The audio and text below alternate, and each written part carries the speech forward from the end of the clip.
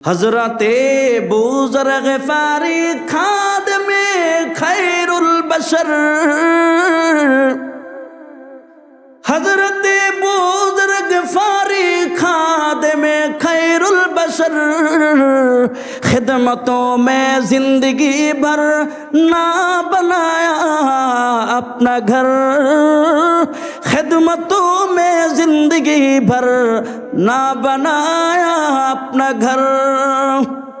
हजरत अबू ज़र ग़िफ़ारी अल्लाह रसूलेर খেদমত করতে করতে নিজের জন্য একটা ঘর বানানোর টাইম পাই নাই। এমন দামি একজন সাহাবী রে ভাই। এই সাহাবী হাতটা জায়গায় বলে, খলিফাতুল মুসলিমিন আমি তার জিম্মাদারি নিলাম। এই যুবকের যদি মদিনায় আপন কোনো ভাই থাকতো, তার ভাই জিম্মাদারি নিত। আর আমি রসুলে আরবের জবান থেকে শুনেছি, আল মুসলিম আখুল মুসলিম, মুসলমান মুসলমানের ভাই। আমাদের ভিতরে রক্তের বন্ধনের প্রয়োজন নাই, আমাদের ভিতরে ইমানি বন্ধন আছে। আমি আমার ভাই জিম্মাদারি নিয়ে নিলাম। এবার খলিফাতুল মুসলিমিন যুবকটাকে বলেন, যাও যুবক, তুমি বাড়িতে চলে যাও। তুমি যদি সময় মতো না আসতে পারো, তাহলে তোমার আবু যর গিফারি মৃত্যুদণ্ড কার্যকর করা হবে। আজকে থেকে জুমাবার পর্যন্ত সময়, সোমবার, মঙ্গলবার, বুধবার, বৃহস্পতিবার, যাও, তোমার জন্য সময়। যুবকটা ছুটি বাড়ির দিকে চলে গেছে। এবার আবু যর গিফারও বাড়ির দিকে চলে গেল। শুক্রবার, আজকে শুক্রবার চলে আসছে, কিন্তু যুবকটাকে দেখা যায় না। এবার খলিফাতুল মুসলিমিন আবু যর গিফারের কাছে চিঠি পাঠায়া বলে, আবু যর গিফারি, যুবকটাকে দেখা যায় না, তাড়াতাড়ি জুমার প্রস্তুতি নিয়ে চলে আসো, মসজিদে নববীতে চলে আসো। এই চিঠিটা সারা মদিনায় পৌঁছে যায়, মানুষের কানে কানে চলে যায়। সব মানুষগুলো জুমার দিন মসজিদে নববীর সামনে চলে আসছে যে আবু যরের মৃত্যুদণ্ড কার্যকর করা হবে। মানুষগুলো চোখের পানি, জীবনে কত মানুষের মৃত্যুদণ্ড দেখলাম রে ভাই, কিন্তু আবু যরের মতো এমন জান্নাতি মানুষের মৃত্যুদণ্ড দেখি নাই। এবার আবু যর গিফারি রাদিয়াল্লাহু তাআলা আনহু মসজিদের নববীর সামনে হাজির হয়ে গেছে। লক্ষ লক্ষ মানুষ হাজির। এইদিকে আমিরুল মুমিনিন তিনি চোখের পানি ফেলে ফেলে কান্না করতেছেন, জল্লাদও কান্না করতেছেন। জল্লাদ বলে, জীবনে কত মানুষের মৃত্যুদণ্ড কার্যকর করলাম, কিন্তু আবু যরের মতো এমন জান্নাতি মানুষের মৃত্যুদণ্ড কার্যকর করে নাই। কেমন জানি জল্লাদ এক পা সামনের দিকে আগায়, দুই পা পিছনের দিকে চলে আসি। পুরা মদিনায় কান্নার রোল হয়ে গেছে, কান্নার আওয়াজ। এমন সময় রাসূল আরবের একজন সাহাবী ডাক দিয়ে বলে, ওগো খলিফাতুল মুসলিমিন, ওই যে কে জানি মদিনার ধুলা বালি উড়ে আসতেছি, একটু অপেক্ষা করেন, তারপর না হয় আবু যর মৃত্যুদণ্ড কার্যকর করেন। একটু অপেক্ষা করার পর কিছুক্ষণ পরে তাকায় দেখি যুবকটা ঘোড়ার থেকে নাইমা আমিরুল মুমিনের কাছে গিয়ে বলে, আমিরুল মুমিনিন, আমি ইচ্ছাকৃতভাবে দেরি করে নাই, আমার ঘোড়াটা পায়ে ব্যথা পেয়েছে। আমি বাড়িতে গিয়া ইহুদির টাকাগুলো আদায় করে আমার মার থেকে বিদায় নিয়ে আসছি। মা গো, 10 মাস 10 দিন আমাকে লালন পালন করেছো, পেটের ভিতরে রাইগা দুনিয়ার জমিনে আসার পর লালন পালন করেছো। আজকে আমার উপার্জিত টাকা খাইবা, কিন্তু মা গো, আমারও তো মৃত্যুদণ্ড আর জারি হয়ে গেছে, আদেশ হয়ে গেছে, আমাকে একটু বিদায় দাও মা গো। আমার মা চোখের পানি ফেলে ফেলে আমাকে বিদায় দিয়েছে। খলিফাতুল মুসলিমিন, আমি নতুন বিবাহ করেছি, আমার বউ থেকে বিদায় নিয়ে আসলাম। খলিফাতুল মুসলিমিন, তাড়াতাড়ি আমার ভাই আবু যর গিফারিকে সরাইয়া আমার মৃত্যুদণ্ড কার্যকর করেন। আমি আল্লাহর আদালতে আমি আসামি হয়ে দাঁড়াইতে চাই না, আমি আল্লাহর আদালতে আমি খুনি হয়ে দাঁড়াইতে চাই না। তাড়াতাড়ি আমার মৃত্যুদণ্ড কার্যকর করেন। পুরা মদিনাবাসী অবাক হয়ে গেছি, আমিরুল মুমিনিন অবাক হয়ে গেছি। এরে জিজ্ঞাসা করলেন, তোমাকে কোন জিনিস বাড়ির থেকে আনা এলো? তুমি তো নাও আসতে পারতা। যুবকটা ডাক দিয়ে বলে, খলিফাতুল মুসলিমিন, একজন মুসলমান অপর মুসলমানকে সাহায্য করতে গিয়া ওই মুসলমান নিজে বিপদে পড়ে গেছি, এ কথা যেন কিয়ামত পর্যন্ত কেউ বলতে না পারি। আল্লাহু আকবার। এবার আবু যর গিফারীকে জিজ্ঞাসা করেছেন, আবু যর গিফারী, তুমি কেন অপরিচিত একজন যুবকের তুমি দায়িত্ব নিলা? আবু যর গিফারী বলেন, খলিফাতুল মুসলিমিন, একজন মুসলমানের বিপদে অপর মুসলমান সাহায্য করে নাই, এ কথা যেন কেউ বলতে না পারে, এই জন্য আমি মুমিন হিসাবে তার দায়িত্ব নিয়ে নিলাম। ওই দুই সন্তান ডাক দিয়ে বলে, আমিরুল মুমিনিন, আমরা যুবককে মাফ করে দিলাম, তার মৃত্যুদণ্ড স্থগিত করে দেন। খলিফাতুল মুসলিমিন জিজ্ঞাসা করেছেন, কেন তোমরা মাফ করলা? ইয়া খলিফাতুল মুসলিমিন, একজন মুসলমান অপরাধ করার পর এরপর মাফ চাওয়ার পর অপর মুসলমান মাফ করে নাই, এই কথা যেন কিয়ামত পর্যন্ত না বলতে পারে, এই জন্য মাফ করে দিলাম। এটাকে বলা হয় ইহসান। ওয়াল ইহসান, মানুষের প্রতি দয়া করো, দয়া করলেই মানুষের সৌন্দর্যতা প্রকাশ পায়, ইসলামের সৌন্দর্যতা প্রকাশ পায়, আখলাকিয়াত প্রকাশ পায়। এই কারণে আল্লাহ বলেন, তোমরা ইনসাফ কায়েম করো, মানুষের প্রতি দয়া করো, আত্মীয় স্বজনের খবর রাখো। তিনটা জিনিসের আদেশ আর তিনটা জিনিস থেকে নিষেধ। জিনা করা যাবে না, মানুষের উপর জুলুম করা যাবে না, মানুষের উপর অত্যাচার করা যাবে না, এমনকি আল্লাহর অপছন্দের কাজ করা যাবে না। অপছন্দের কাজ কি? ঘুষ খাওয়া, সুদ খাওয়া, এগুলা কাজ করা যাবে না।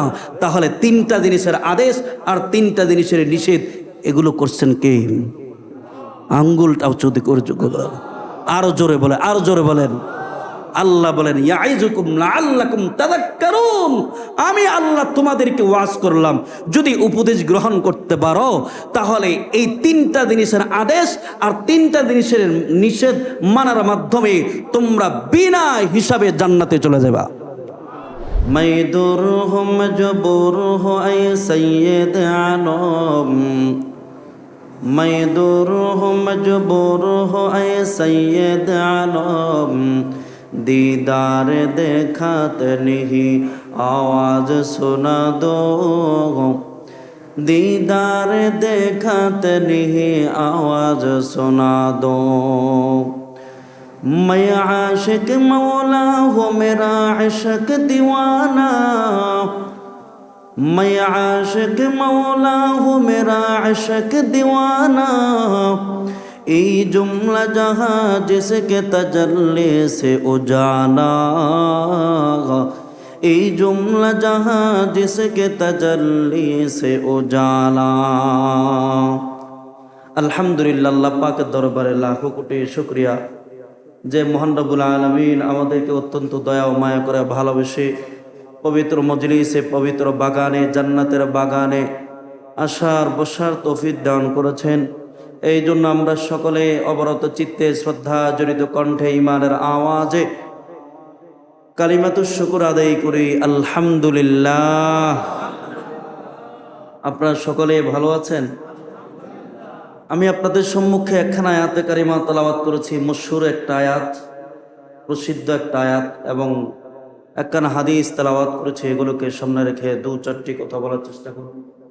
আল্লাহ তাআলা যেন আমাকে কিছু কথা বলবার এবং ওই কথা অনুযায়ী আমাকে আপনাদেরকে আমল করা তৌফিক দান করেন। আরো জোরে বলেন। দুনিয়ার জমিন আল্লাহ তাআলা সবচেয়ে শ্রেষ্ঠত্ব দান করেছেন বনি আদমকে। মানুষ সবচেয়ে শ্রেষ্ঠ জাতি এবং সবচেয়ে সুন্দর করে বানিয়েছে। আল্লাহ বলেন, ওয়ালাকাদ কাররামনা বানি আদম, আমি বনি আদমকে সবচেয়ে সুন্দর করে তৈরি করেছি এবং সবচেয়ে শ্রেষ্ঠত্ব দান করেছি। সুবহানাল্লাহ। আল্লাহ তাআলা, আমরা জানি আল্লাহ তাআলা দুনিয়ার জমিনে 18,000 মাখলুকা সৃষ্টি করেছেন। কয় হাজার? 18,000। এটা আমাদের কাছে প্রসিদ্ধ, কিন্তু আল্লামা তানতাবী রহমাতুল্লাহি আলাইহি আল জাওয়াহির ফি তাফসিরিল কুরআনিল কারীম, 26 খণ্ডে আরবিতে একটা তাফসির আছে। তিনি এটার ভিতরে বলেন যে আমি মাখলুকাতের সংখ্যা গণনা করতে করতে 10 লাখ পর্যন্ত পৌঁছেছি। চিন্তা করছেন? এরপর আমি গণনা করে শেষ করতে পারিনি। তাহলে কি পরিমাণ আল্লাহ তাআলা মাখলুক সৃষ্টি করেছে। এই যে এত লাখ, এত হাজার হাজার মাখলুক, এর ভিতরে সবচেয়ে সুন্দর করে বানিয়েছে আমাদেরকে, এবং সবচেয়ে বেশি সম্মান দিয়েছে আমাদেরকে। তো দুনিয়ার জমিনে আল্লাহ তাআলা জিন এবং ইনসানকে আল্লাহর গোলামের জন্য তৈরি করেছেন, আল্লাহর ইবাদতের জন্য। মানুষ আল্লাহর ইবাদত করবে, জিনও আল্লাহর ইবাদত করবে। এর ভিতরে মানুষকে আল্লাহ তাআলা দুনিয়ার জমিনে আল্লাহর খলিফা হিসাবে পাঠিয়েছেন, প্রতিনিধি হিসাবে পাঠিয়েছেন। যেহেতু আল্লাহর প্রতিনিধি মানুষ আল্লাহর ইবাদত করবে, গোলামি করবে, এই কারণে তাম দুনিয়াকে আল্লাহ তাআলা মানুষের গোলামির জন্য তৈরি করেছে। সুবহানাল্লাহ বলবেন না? আরেকবার বলে, তাম দুনিয়াকে মানুষের খেদমতের জন্য তৈরি করেছে। যেমন না দিকে দেখেন, তাফসীরে কাবীরের ভিতরে এক বুজুর্গের একটা ঘটনা উল্লেখ করেছেন। এক বুজুর্গ দজলা নদীর তীর দিয়ে, ইরাকে দজলা নদীর তীর দিয়ে যাচ্ছিলেন কোথাও। হঠাৎ তাকায় দেখেন বিশাল বড় এক বিচ্ছু তার সামনে। তো বুজুর্গ চিন্তা করলেন যে তাম দুনিয়ার সমস্ত বিচ্ছু সবকিছুকে মানুষের খেদমতের জন্য তৈরি করেছেন, তো এটাকে তো মানুষের খেদমতের জন্য তৈরি করেছে, ঠিক না? দেখি এটা মানুষের কি খেদমত করে, এটার পিছু নিলেন। চলতে চলতে হঠাৎ করে বিচ্ছুটা নদীর কিনারায় দাঁড়িয়ে গেছে। বুজুর্গ তাকায়া দেখেন আল্লাহ তাআলা কিস্তি হিসাবে একটা কচ্ছপ পাঠিয়ে দিয়েছেন নদীর কিনারা। এই বিচ্ছুটা কচ্ছরের উপরে গিয়ে লাফ দিয়ে পিঠে চটে পড়ছে। এবার সামনের দিকে চললো ওই পাড়ে। বুজুর্গ একটা নৌকা ভাড়া করলেন, দেখি এটা কোন দিকে যায়। তো যেতে যেতে এটা পিছনে চললেন। নদীর ওই পাড়ে গিয়ে কচ্ছপটা যখন থামছে, বিচ্ছুটা লাফ দিয়ে উপরে নেমে পড়ছে। এবার সামনের দিকে চললো, বুজুর্গ চললেন, গিয়ে দেখেন দূরে এক জায়গায় একটা লোক, মানুষ শুয়ে আছে। বুজুর্গ ভাবছেন হয়তো মনে হয় বিচ্ছুটা মানুষটাকে দংশন করবে, মানুষটাকে মেরে ফেলবে। কিন্তু কাছে গিয়ে দেখে না, একটা সাপ ফনা উঠায়া ফুসফুস করে যুবকটাকে ধ্বংসন করবে। আর বিচ্ছুটা গিয়ে লাফ দিয়ে ওই সাপটাকে সরায় ফেলছে। যুবকটার ঘুমাইতেছিল, সে ঘুম থেকে উঠে দেখে যে সাপ নাই, কিন্তু বিচ্ছু আছে। ভাবছে বিচ্ছুটা তাকে দংশন করবে, সে বিচ্ছুটাকে মারবে। বুজুর্গ সাথে সাথে তার হাত ধরে ফেলছে, সাবধান, বহু দূর থেকে বিচ্ছুটাকে আল্লাহ তাআলা তোমার কাছে পাঠিয়েছে তোমাকে বাঁচানোর জন্য এই সাপ থেকে। চিন্তা করে দেখেন। শুধু এটা না, হাদিসে পাকের ভিতরে একটা ওয়াকিয়া উল্লেখ করছে। এক সাহাবীর একটা ওট এত পরিমাণ কর্কশ আওয়াজ, রাতের বেলায় ঘুমাইতে দেয় না, শুধু তার ঘুম ভেঙে দেয়। আল্লাহর রাসূলের কাছে পেশ করলেন, ইয়া রাসূলুল্লাহ, আমার ওটটার কারণে আমি ঘুমাইতে পারতেছি না, কি করতে পারি? এত পরিমাণ কর্কশ আওয়াজ দেয়। আল্লাহ রাসূল বলেন, তুমি তো বাদী, তো বিবাদীর কথাও আমার শোনা দরকার, কোনো একটা রহস্য আছে, তুমি ওটটাকে আমার কাছে নিয়ে আসো। ওটটা আল্লাহ রসুলের কথা শুনে চলে আসছে, একদম আল্লাহ রসুলের সামনে নত জানু হয়ে বসে গেছে। আল্লাহ রসুল বলে, কেন তুমি তাকে ঘুমাইতে দাও না রাতের বেলায়? আওয়াজ দাও কেন? ইয়া রাসূলুল্লাহ, আমার মালিক আমার খুব যত্ন নেয়, আমিও আমার মালিকের কথা মতো চলি, আমার মালিক আমার খাবার দাবার সবকিছু ব্যবস্থা করে, তাহলে কেন তুমি রাতের বেলা ঘুমাইতে দাও না? ইয়া রাসূলুল্লাহ, সারাদিন আমার মালিক কাজ করে, রাতের বেলায় মাগরিবের সময় যখন ফিরে, মাগরিবের নামাজ পড়ে খাওয়া দাওয়া করে ঘুমায়া যায়, এশারের নামাজ চিন্তা করে হয়তো বা ঘুম থেকে উঠে এশার নামাজ পড়বে, কিন্তু ক্লান্তির কারণে ঘুম চেপে বসে, তিনি আর ঘুম থেকে উঠতে পারে না। এখন আমার মালিক, আসমানের মালিক আল্লাহ যদি কিয়ামতের ময়দানে আমাকে বলে যে তুমি কেন তোমার মালিককে ঘুম থেকে উঠে দাও নাই, সে যদি ঘুম থেকে উঠতো আমার হুকুম পালন করতো, এশার নামাজ পড়তো, তুমি কেন জাগায় নাই? তা আমার ক্লান্তির কারণে আমার উপর ঘুম চেপে বসে, কিন্তু আমি ঘুমাইতে পারি না আল্লাহর কাহ্হারিয়াত এবং জব্বারিয়াতের কারণে। সুবহানাল্লাহ, আমি আল্লাহর ভয়ে ঘুমাইতে পারি না, এই জন্য আমি মালিককে ঘুম থেকে কর্কশ আওয়াজ দিয়া উঠাইয়া দিই, মালিক এশার নামাজ চলে যাচ্ছে, তাড়াতাড়ি নামাজ পড়ে। চিন্তা তো বুঝাইলাম, তাম দুনিয়ার সবকিছু আমাদের খেদমতের জন্য তৈরি করেছেন। এই জন্য আল্লাহ রাসূল বলেন, ক্বালান নবী সাল্লাল্লাহু তাআলা আলাইহি ওয়াসাল্লাম, ক্বালান নবী সাল্লাল্লাহু তাআলা আলাইহি ওয়াসাল্লাম, ইন্নাদ দুনিয়া খুলিকাত লাকুম ওয়া আনতুম খুলিকতুম লিল আখিরাহ। আল্লাহ তাআলা, আল্লাহর রাসূল বলেন, তামাম দুনিয়া তোমাদের খেদমতের জন্য তৈরি করা হয়েছে, আর তোমরা জিন ইনসান তোমাদেরকে আল্লাহর জান্নাতের জন্য তৈরি করা হয়েছে। তাহলে তামাম দুনিয়া আমাদের গোলামি করে, আমাদের খেদমত করে, তামাম দুনিয়া আমাদের গোলাম।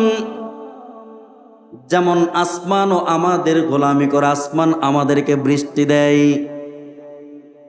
জমিনে একটা বীজ বপন করলে এখান থেকে আল্লাহ তাআলা হাজার হাজার দানা তৈরি করে দেন, তাহলে জমিনও আমাদের গোলামি করে।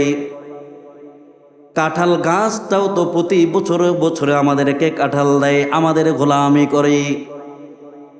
আম গাছটাও প্রতি বছর বছরে আমাদেরকে আম দেয়, প্রতি বছর বছরে আমাদেরকে আম দিয়ে আমাদের গোলামি করে, আমাদের খেদমত করে।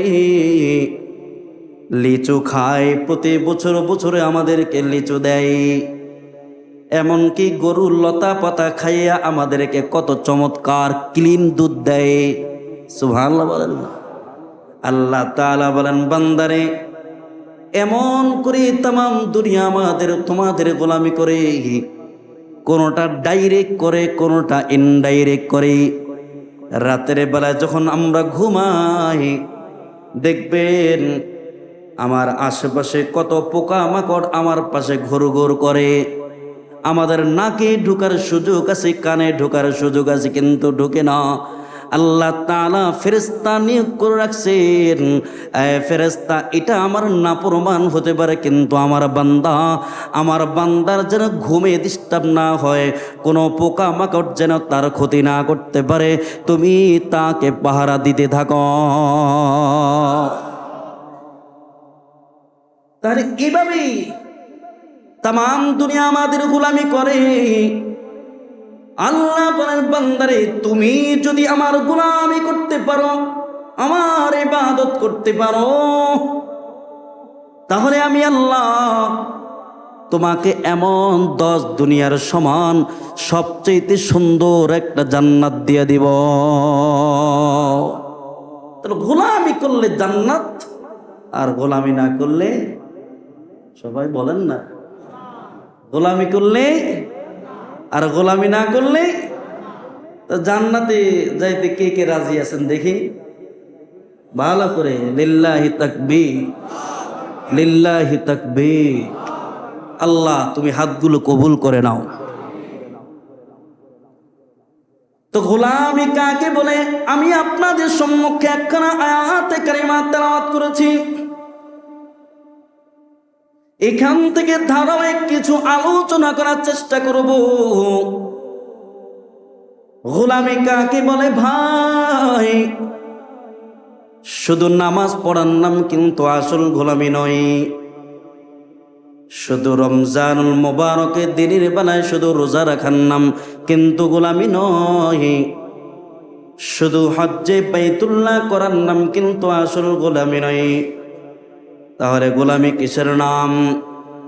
আল্লাহ তাআলা হায়াত নামক মহা দৌলত দান করে আমাদেরকে দুনিয়া জমিনে পাঠিয়েছেন। এ হায়াত নামক মহা দৌলতে আল্লাহ তাআলার কিছু আদেশ আর নিষেধ আছে, এগুলো মানার নাম হলো গোলামি। যেমন আল্লাহ তাআলা যখন নামাজ পড়ার আদেশ করেছেন তখন নামাজ পড়ার নাম হলো গোলামি। আবার কখনো কখনো নামাজ থেকে নিষেধ করেছেন, এই সময় নামাজ পড়া যাবে না, তখন নামাজ না পড়ার নাম হলো গোলামি। যেমন 3টা ওয়াক্ত আছে না, এই সময় নামাজ পড়া যাবে না, এই সময় নামাজ না পড়ার নাম হলো গোলামি। রমজানুল মুবারক দিনের বেলা না খাইয়া রোজা রাখার নাম হলো গোলামি। আবার যখন শাওয়াল মাসের চাঁদ ওঠে তখন দিনের বেলা খাওয়া দাওয়া করে আনন্দ ফুর্তি করার নাম হলো গোলামি। তাহলে আল্লাহর আদেশ আর নিষেধ করা এটার নাম হলো গোলামি। এমন একটা আয়াত, দামি আয়াত, আদেশ আর নিষেধ মিলায়া এমন একটা দামি আয়াত আমি আপনাদের সম্মুখে তেলাওয়াত করেছি। সূরাতুন নাহলের 90 নম্বর আয়াত, বড় দামি আয়াত। এই আয়াতটা আপনাদেরও মুখস্থ আছে। শাহ আব্দুল আজিজ দেহলভী রহমাতুল্লাহি আলাইহি তিনি দ্বিতীয় খুতবার শেষে এই আয়াতটা যুক্ত করেছেন। কেমন দামি আয়াত! সব মুফাসসিরে ইকরাম লিখেছেন, আল্লাহ তাআলা যদি পুরা কোরআনের আয়াত নাজিল না করে এই একটা আয়াতে নাজিল করতেন, হুদাও ওয়া বুশরা লিল মুসলিমিন, উম্মতে মুহাম্মদী জান্নাতে যাওয়ার জন্য যথেষ্ট হয়ে যেত। এটার উপর আমল করে উম্মতে মুহাম্মদী জান্নাতে যাওয়ার জন্য এটাই কাফি হয়ে যেত। এত দামি একটা আয়াত। এই জন্য আল্লাহ তাআলা বলেন, ইন্নাল্লাহা ইয়া'মুরু বিল আদলি ওয়াল ইহসান ওয়া ইতা'i যিল কুরবা ওয়া ইয়ানহা 'আনিল ফাহশা'i ওয়াল মুনকারি ওয়াল বাগই ইয়া'iদুকুম লা'আল্লাকুম তাযাক্কারুন। আল্লাহ তাআলা বলেন, আমি তোমাদেরকে 3টা জিনিসের আদেশ করলাম আর 3টা জিনিস থেকে নিষেধ করলাম। 3টা জিনিসের আদেশ, 1 নম্বর তোমরা ইনসাফ কায়েম করো, ন্যায় বিচার কায়েম করো। 2 নম্বর তোমরা মানুষের প্রতি ইহসান করো, দয়া করো। 3 নম্বর আত্মীয় স্বজনের খবর রাখো, আত্মীয় স্বজনকে দান করো। আর 3টা জিনিস থেকে নিষেধ, 1 নম্বর তোমরা জিনা করা যাবে না, ফাহিশা কাজ করা যাবে না। 2 নম্বর আল্লাহর অপছন্দের কাজ করা যাবে না। 3 নম্বর মানুষের উপরে জুলুম করা যাবে না। তাহলে 3টা জিনিসের আদেশ আর 3টা জিনিস থেকে নিষেধ। 1 নম্বর আল্লাহ বলেন ইনসাফ কায়েম করো, সমাজে ইনসাফ কায়েম করো, রাষ্ট্রে ইনসাফ কায়েম করো, ঘরে ইনসাফ কায়েম করো। যদি একটা বড় শত্রুর যদি বিচার করতে হয় তাহলে ইনসাফের সাথে করা লাগবে, ইনসাফের খেলাফ করা যাবে না। আর ইনসাফের মানদণ্ড হলো রাসূল অন্য হাদিসে পাকের ভিতরে বলেন, লা ইউমিনু আহাদুকুম হাত্তা ইউহিব্বা লিআখিহি মা ইউহিব্বু লিনাফসিহি। আল্লাহর রাসূল বলেন, নিজের জন্য যা পছন্দ করবা অন্যের জন্য তা পছন্দ করবা, নিজের জন্য যা অপছন্দ করবা অন্যের জন্য তাই অপছন্দ করবা। যদি ইনসাফের খেলাফ করো, দুনিয়ার কেউ না দেখলো, ওয়া হুয়া মাআকুম আইনামা কুনতুম ওয়াল্লাহু বিমা তা'মালুনা বাসীর। দেখেন কি আল্লাহ বলেন, দুনিয়ার কেউ না দেখলো, আমি আল্লাহ দেখি। দুনিয়ার কেউ দেখে নাই তুমি জুলুম করেছো, আমি আল্লাহ সব কিছু তাকায় দেখি। আমি আল্লাহ তোমার এত নিকটে, তোমার শাহরতটা যতটুকু কাছে, তোমার চোখ তোমার মাথার যতটুকু কাছে, এর থেকেও আমি আল্লাহ তোমার কাছে। সুবহানাল্লাহ, জোরে বলেন। ইন্না রাব্বাকা লাবিল মিরসাদ, আমি আল্লাহ তোমার এত কাছে, আমি সব সময় তোমাকে পাহারা দিই, তোমার দিকে তাকাইয়া থাকি, সব জায়গায় মৌজুদ, আমি সব জায়গায় বিরাজমান। তো আল্লাহ বলেন ইনসাফ কায়েম করো। দুনিয়ার ভিতরে সবচেয়ে বেশি ইনসাফ কায়েম করেছেন আমার আপনার নবী সরকারে দো আলম নবী মুহাম্মদুর রাসূলুল্লাহ। সবাই বলেন না সাল্লাল্লাহু আলাইহি ওয়াসাল্লাম। ধনী গরিব, মুসলিম অমুসলিম, শত্রু বন্ধু, সবার জন্য আল্লাহ রাসূলের ইনসাফ ছিল, সবার জন্য আল্লাহ রাসূলের ন্যায় বিচার ছিল। আজকে তো সারা দুনিয়ায় ইনসাফ নাই, ঘরে নেই বিচার নাই, সমাজে নেই বিচার নাই, রাষ্ট্রে নেই বিচার নাই, অফিস আদালতে কোথাও নেই বিচার নাই। আর নেই বিচারের ক্ষেত্রে, ইনসাফের ক্ষেত্রে সবচেয়ে বড় প্রতিবন্ধকতা হলো পক্ষপাতিত্ব করা। কথা কন না কা? এটা হলো সবচেয়ে বড় প্রতিবন্ধকতা। যেমন ঘুষ দিয়েছে তো তার পক্ষে রায় হয়ে গেছে, কথা বল আলহামদুলিল্লাহ। ঘুষ দিয়েছে তো তার পক্ষে কথা হয় না, তার পক্ষে রায় হয়ে গেছে। ঘুষ দিতে পারে নাই, নির অপরাধ লোকটাকেও আসামির কাঠগড়া দাঁড় করায় দেয়। জোরে বলেন, তাকে আসামির কাঠগড়া দাঁড় করায় দেয়। এমন বহুত আছে, নিজের দল লোক হয়েছে, যত বড় মারার কেস হোক না কেন খালাস করে দেয়। কথা কয়, এটাই চলছে। আগের সরকারের আমলেও মানে 53 বছর আমরা এটাই দেখেছি। কথা কন, কথা কন। ইদারিং কালে এক খেলোয়াড় নাসির নাকি যাই নাম, আরেকজন বউকে নিয়ে আসছে, বউকে নিয়ে আসছে। আর মূলত যার বউ, সে অনেক দলিলা দিল্লাদি সবকিছু দিয়েছে, প্রমাণ সবকিছু দিয়েছে, কিন্তু টাকা দিতে পারে নাই। বেচারা বলতেছে আমি টাকা দিতে পারি নাই, আর বউ নিয়ে গেছে, নাসিরের পক্ষে রায় হয়ে গেছে। কথা কয় না, কথা কয় না, মিথ্যা কথা বলতেছি। ফেসবুকে পুরো বড়ে বড়ে এটাই চলতেছে। মনে রাখবেন, যদি পৃথিবীতে ইনসাফ উঠে যায়, ওই দেশে কখনো শান্তির আশা করা যায় না।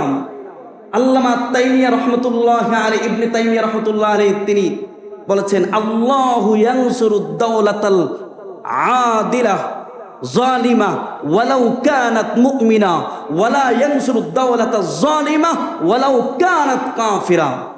আর দেশটা যদি মুসলমানের রাষ্ট্র হয় কিন্তু ইনসাফ নাই, ওই দেশে কখনো আল্লাহ নুসরত দিবেন না, কখনো শান্তি দিবেন না। কিন্তু কাফের রাষ্ট্র, ইনসাফ আছে, ওই দেশে আল্লাহ শান্তি দিয়ে দিবে। কিন্তু আজকে আমাদের দেশে ইনসাফ নাই, আমাদের দেশে ইনসাফ নাই, ঘরে ইনসাফ নাই। শাশুড়ি তার বৌমার প্রতি ইনসাফ রাখে না, বৌমার শাশুড়ির প্রতি ইনসাফ রাখে না। এরপর অফিস আদালতে ইনসাফ নাই। আমার অধীনে অনেক শ্রমিক কাজ করে, তাদের প্রতি ইনসাফ করে না, আবার তারাও মালিকের প্রতি ইনসাফ করে না। এইভাবে সব জায়গা চলছে। অথচ আমার আপনার নবী কেমন ইনসাফওয়ালা, আমার আপনার নবী কেমন ইনসাফওয়ালা। ভাইরে, যদি দুনিয়ার জমিনে ইনসাফওয়ালা দেখতে হয়, সরকারে দো আলম নবীর দিকে তাকান। কাফেরের সাথে জমিন নিয়ে ঝগড়া, এমনকি বাড়িঘর নিয়ে ঝগড়া। কাফেররা বলতো এরা ইনসাফের সাথে কেউ বিচার করতে পারবে না একমাত্র মুহাম্মদ ছাড়া। আল্লাহর নবীর কাছে ইনসাফের জন্য, ইনসাফের বিচারের জন্য চলে আসতেন কাফেররা। হাদিসে পাকের ভিতর আছে একবার এমন হয়েছে, কুরাইশের এক মহিলা চুরি করছে, চুরির অপরাধে ধরা পড়ছি। আর চুরি করলে আল্লাহর বিধান হলো ওয়াস-সারিকু ওয়াস-সারিকাতু ফাকতাউ আইদিয়াহুমা জাযাআম বিমা কাসাবা নাকালাম মিনাল্লাহ। আল্লাহ বলেন, চোর চুরির হাত কেটে দাও। চুরি করেছে তো একবার চুরি করেছে, তার একটা হাত কেটে দাও। দ্বিতীয়বার চুরি করেছে, একটা পা কেটে দাও। তৃতীয়বার চুরি করেছে, আরেকটা হাত কেটে দাও। চতুর্থবার চুরি করেছি, আরেকটা পা কেটে দাও। পঞ্চমবার দাঁত দিয়ে কামড়ায় গিয়ে চুরি করছে, তাহলে এবার শুলিতে চড়ায়া তাকে হত্যা করে দাও। এই বিধান কার? আরো জোরে বলেন না কার? আজকের যদি এই বিধান থাকতো, আল্লাহর কসম, বাংলা জমিনে আর চোর চুরিনি থাকতো না, চুরি করার লোক থাকতো না। যদি এই বিধান থাকতো, এখন তো মহিলার হাত কাটা পড়বে। গণ্যমান্য লোকেরা বলে, যদি এই মহিলার হাত কাটা হয় তাহলে কুরাইশ বংশের কলঙ্কের দাগ বসে যাবে। আর আল্লাহর নবী তো কুরাইশ বংশের ছিল। আল্লাহর রাসূলের একজন নাতি ওসামা বিন যায়েদ রাদিয়াল্লাহু তাআলা আনহু, তাকে বলে, ওসামা, তুমি তোমার দাদাকে গিয়ে বলো একটু যেন এই মহিলাকে মাফ করে দেয়। কারণ এই মহিলা যদি হাত কাটা হয় তাহলে আল্লাহর রাসূলের ইজ্জত সম্মান চলে যাবে।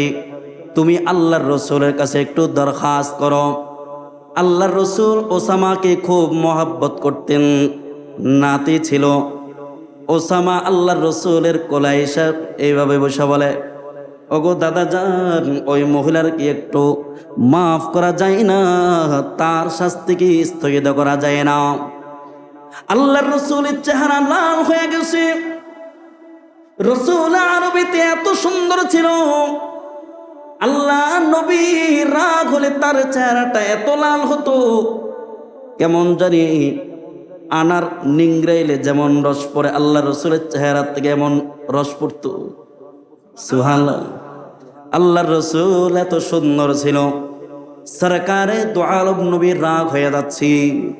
আল্লাহর নবী সব সাহাবা একরামদেরকে সঙ্গে সঙ্গে ডাক দেয়া বলে, ও সাহাবা একরাম, মনে রাখবা, আগের কাজ জাতিকে আল্লাহ তাআলা ধ্বংস করেছে স্বজন প্রীতির কারণে। স্বজন প্রীতির কারণে নিজের দলের লোক আসছে, মাফ করে দিছে। বড় লোক আসছে, ধনী আসছে, তাকে মাফ করে দিছে।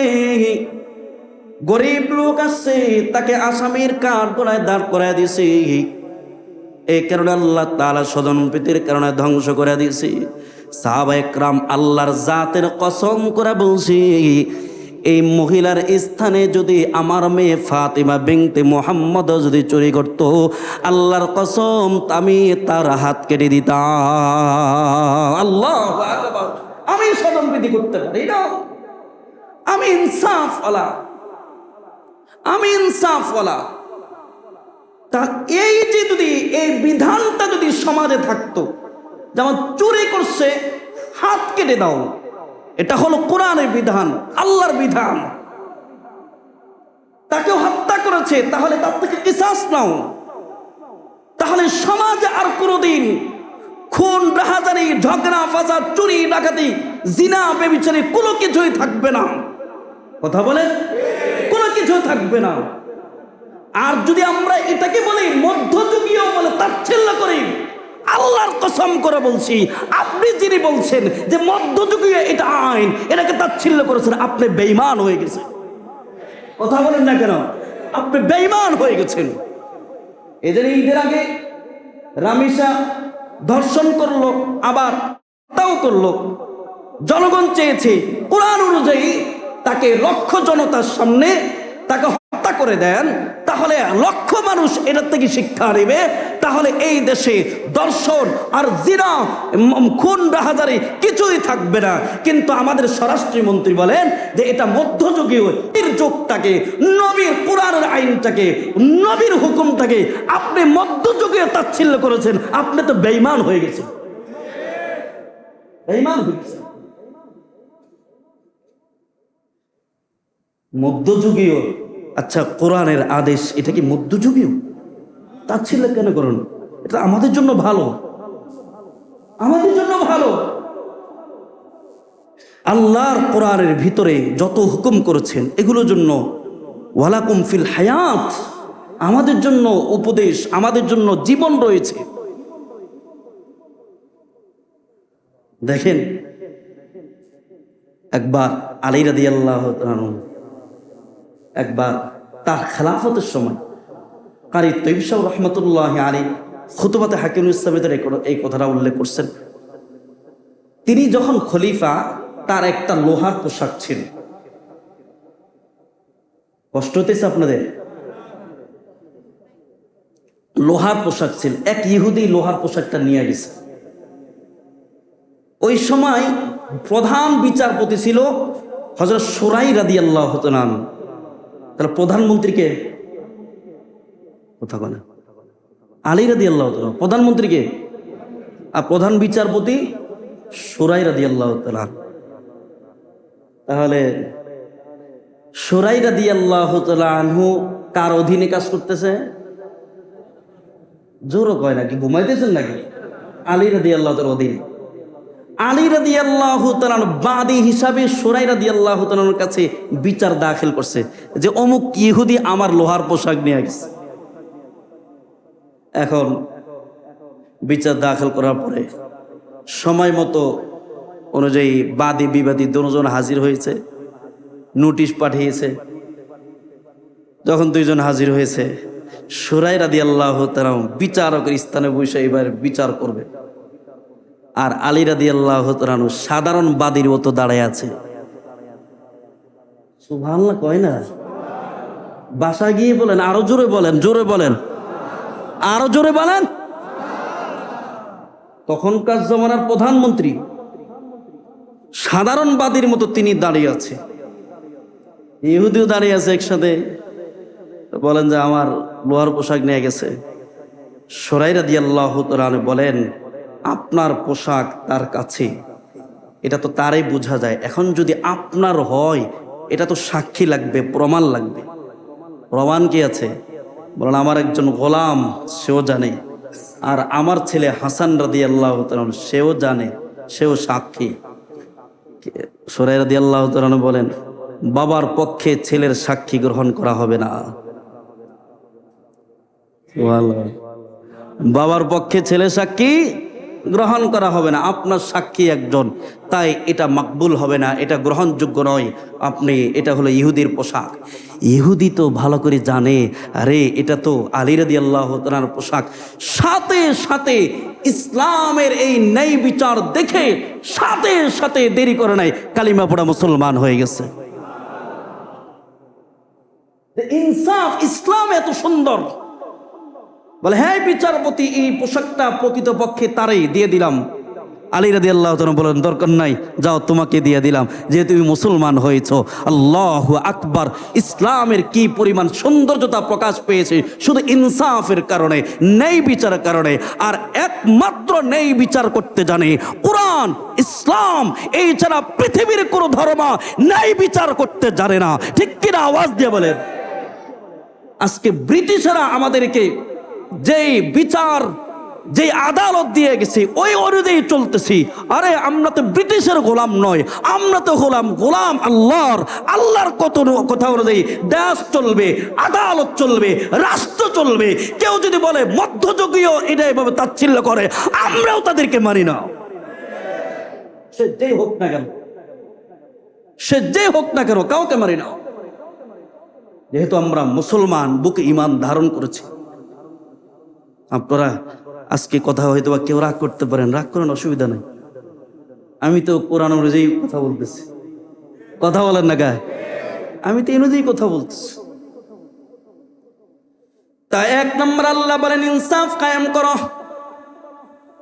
2 নম্বর আল্লাহ বলেন ওয়াল ইহসান। 2 নম্বর মানুষের প্রতি ইহসান করো, মানুষের প্রতি দয়া করো। ইরহামু মান ফিল আরদি ইয়ারহামুকুমুল্লাহ ইয়ারহামুকুম মান ফিস সামাই। আল্লাহর রাসূল বলেন যদি তোমরা জমিনবাসীদের উপর দয়া করো তাহলে আসমানবাসীরা তোমাদের উপর দয়া করবে। সুবহানাল্লাহ, কত চমৎকার! আগের জমানায় দয়া ছিল, মানুষ মানুষের প্রতি দয়া ছিল। এখন কিন্তু সে দয়া নাই। একটা কুকুরের প্রতি দয়া যে পরিমাণ আছে, মানুষ মানুষের প্রতি সে দয়া নাই। কথা কন না কা? যেমন নাকি ডক্টর ইউনূসের সময় ওই যে মিটপুর হাসপাতালের সামনে একজন ভাইকে এমনভাবে ইট দিয়ে মারছে। যদি মানুষ মানুষের প্রতি দয়া থাকতো, আল্লাহর কসম এইভাবে একজন মানুষ আরেকজন মানুষকে মারতে পারে না। মানুষ মানুষকে মারতে পারে না। যে পরিমাণ আমাদের হাইওয়ান জানোয়ার থেকে আমরা খারাপ হয়ে গেছি। একটা কুকুরের প্রতি দয়া রাখা দরকার, একটা পিঁপড়ার প্রতি দয়া রাখা দরকার। বুখারীর ভিতরে আছে, এক মহিলা একটা কুকুরের প্রতি দয়া থাকার কারণে, নর্তকী ছিল সে মহিলাটা, কুকুরের প্রতি দয়া দেখাইছে, ওড়না দিয়া পানি চিবে একটু পানি পান করাইছে। কুকুরটা পিপাসার্থের কারণে কাতরাইতেছে, গর্ত থেকে কুয়ার থেকে পানি উঠে খাওয়াইছে। আল্লাহ রাসূল আল্লাহ তাআলা সঙ্গে সঙ্গে রাতের বেলা স্বপ্নে দেখাইছে, তুমি শ্রেষ্ঠ বলি আমি তোমাকে জান্নাত দিয়ে দিলাম। বুখারীতে আছে। আগেরকার জমানায় মানুষ মানুষের প্রতি দয়া ছিল, ভালোবাসা ছিল। যেমন নাকি দেখেন খলিফাতুল মুসলিমিন হযরত ওমর ফারুক রাদিয়াল্লাহু তাআলা জমানায় এক যুবক যাবে মদিনায়। মদিনার থেকে 350 কিলোমিটার দূরে তার বাড়ি। কয়শো কিলো? 350 কিলোমিটার। খুব খেয়াল করেন। এবার যুবক রওনা দিয়েছে। আর ওই জমানায় তো রাস্তাঘাটও তেমন ভালো ছিল না, গিরিপথ, পাহাড়ি পথ। এখন তো সৌদি সরকার কত চমৎকার করে রাস্তা করে দিছে, পাহাড়গুলো কেটে কেটে। আপনি দেখেন এই যে তাইফের ময়দানে যারা যান, এই রাস্তা উঠলে অবাক লাগে। আল্লাহ রাসূল সাল্লাল্লাহু আলাইহি ওয়াসাল্লাম কিভাবে দাওয়াত দিল, রাস্তার ব্যবস্থা ছিল না। এখন গাড়ি উঠতে কষ্ট হয়ে যায়। রিং রোড, পুরো রিং রাস্তাটা, এত পরিমাণ মানে মাথা ঘুরা, যারা অভ্যস্ত গাড়িতে উঠে ও বাবা অনেক সময় বমি করে দেয়, খুব কঠিন হয়ে যায়। তা আল্লাহ রাসূল সাল্লাল্লাহু আলাইহি ওয়াসাল্লাম কিভাবে দাওয়াত দিল ওখানে গিয়ে? এত চমৎকার করে রাস্তা করে দিছে। তো ওই জমানায় এত রাস্তাঘাট ভালো ছিল না। তো যুবক রওনা দিছে, ওটত করে চড়ে, ওর তো আস্তে আস্তে চলে। তো সফর করতে করতে এক পর্যায়ে একটা খেজুরি বাগানে গিয়ে ক্লান্ত হয়ে গেছে, রাস্তায় শুয়ে পড়ছে, বাগানে শুয়ে পড়ছে। ওটটাকে একটা গাছের সাথে বাঁধছে। ক্লান্ত মানুষ তো ঘুমাইতেছে। ঘুম থেকে এর ভিতরে ওটটা গাছ থেকে ছুটে গিয়ে পাশে একটা খেজুর গাছের চারা বাগান ছিল, এই চারা বাগানে ঢুইকা সব চারা নষ্ট করে ফেলতেছে মারায়া। এইদিকে বাগানের মালিক এক বৃদ্ধ, সে আইসা দেখে তার পুরা সব নষ্ট করে ফেলতেছে। মুখ দিয়ে আওয়াজ দিয়েছে কিন্তু সে বের হয় না। সর্বশেষ একটা পাথর নিয়া এত জোরে মারছে, ওঠার মাথার হাড় ভেঙ্গে মগজ বের হয়ে রক্তক্ষরণ, এখানে মারা গেছে। বৃদ্ধ ওইখানে বসে আছে। যুবকটা উঠে দেখে হায় হায়, তার ঘোড়া নাই। খুঁজতে খুঁজতে ওইখানে গিয়ে দেখে মরে পড়ে রয়েছে। এখন বৃদ্ধকে জিজ্ঞাসা করছে, আমার উটটাকে মারছি? আমি মারছি। যুবক তো পেটে ক্ষুদা, তো ঘুম থেকে উঠছে, মাথা পুরা গরম, মুসাফির দিয়েছে টাচছে একটা মায়ের ভিতরে, পুরা মরে গেছে। এখন তো যুবকের ভিতরে আফসোস চলে আসছে, হায় হায় কি করলাম। মুসলমান অপরাধ করলে অনুশোচনা হওয়া চাই। যেমন বউ তালাক দিলে অনুশোচনা চলে আসে, কথা না? বউ তালাক দিলে অনুশোচনা চলে আসে, হ্যাঁ কি করলাম, আর জীবনও করবো না, কাম তো হয়ে গেছে, আর কি করবো, কাম তো হয়ে গেছে। 3 তালাক দেওয়ার পর হুজুর কাছে আসে, এর আগে আসে না। আর 1 তালাক দিয়ে আসবেন, 3 তালাক দিয়ে কেন আসেন? 3 তালাক দিলে তো সালাসুন জিদ্দুন জিদ্দুন হাসদুন হাসদুন, কাম তো হয়ে গেছে। 3টা জিনিস এমন আছে, দিলে হয়ে যা, ঠাট্টার সাথে বললে হয়ে যা, ইচ্ছাকৃত বললে হয়ে যা, রাগের সাথে বললে হয়ে যা। শুধু রাগের সাথে তালাক দিছে, রাগের সাথে তালাক দিলে হবে না, এটা কে বলছে? কেউ যদি পানির ভিতরে ডুব দিয়েও গিয়েও তালাক দেয়, তালাক হয়ে যাবে। কথা বুঝেন নাই?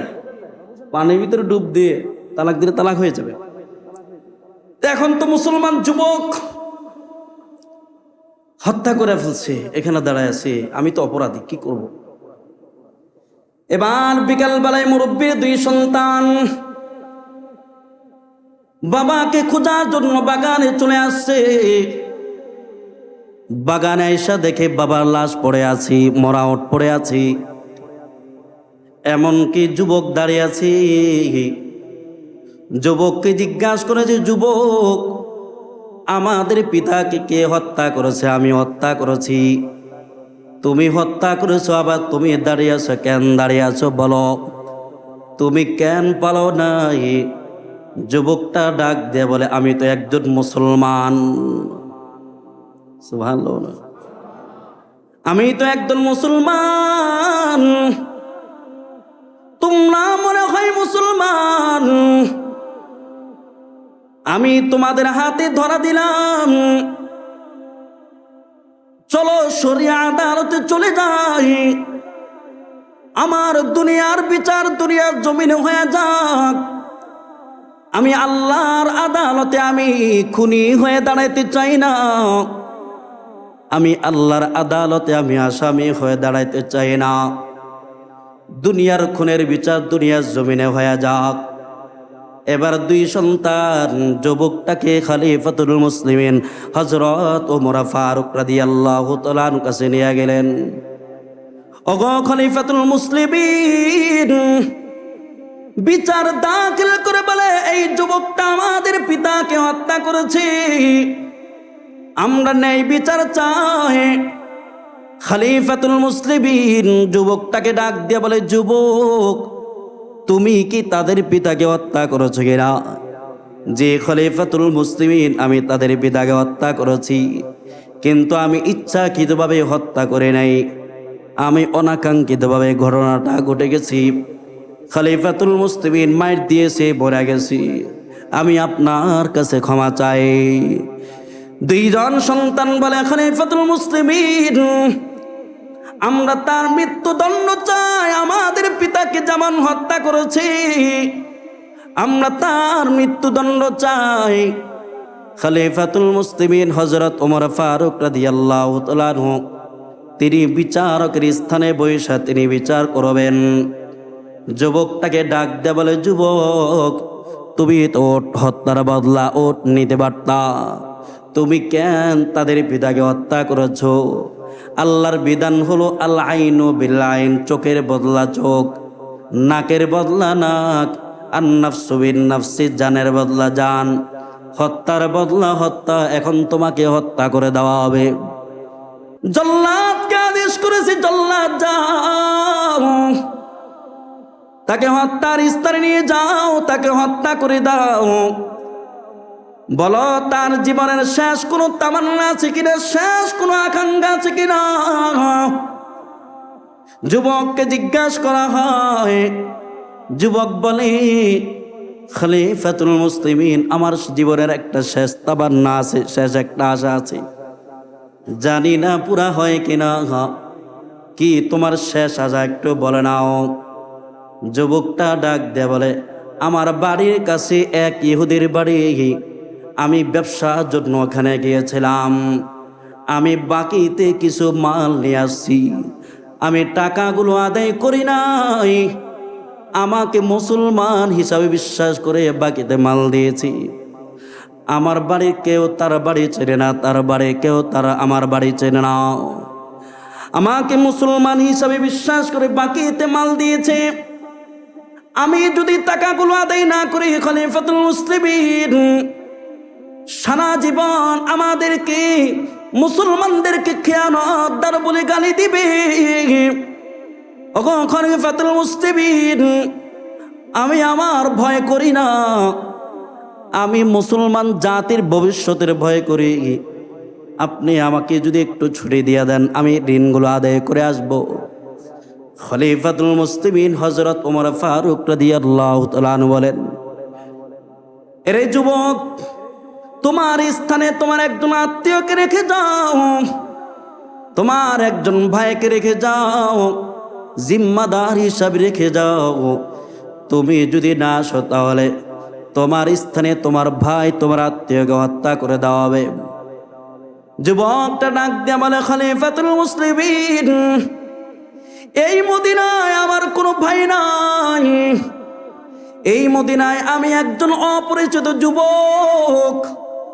আমার যদি কোনো ভাই থাকতো, আমার ভাই জিম্মাদারি তো নিত, আমার মা যদি থাকতো আমার মা জিম্মাদারি নিত। আমার ভাই কোনোদিন চাইতো না আমি কবরের ঋণী হয়ে যাই। খলিফাতুল মুসলিমিন, যেহেতু এই মদিনা আমার কেউ নাই, আপনি আমার মৃত্যুদণ্ড কার্যকর করে দেন। জল্লাদকে আদেশ করেছে, যাও জল্লাদ, তুমি তাকে হত্যার স্থানে নিয়ে যাও। জল্লাদ তার হাত ধরে যখন হত্যার স্থানে নিয়ে যায়, এমন সময় রাসূল আরবীর একজন সাহাবী হাতটা জাগিয়ে বলে, খলিফাতুল মুসলিমিন, এই নওজোয়ান যুবকটার দায়িত্ব আমি নিয়ে নিলাম।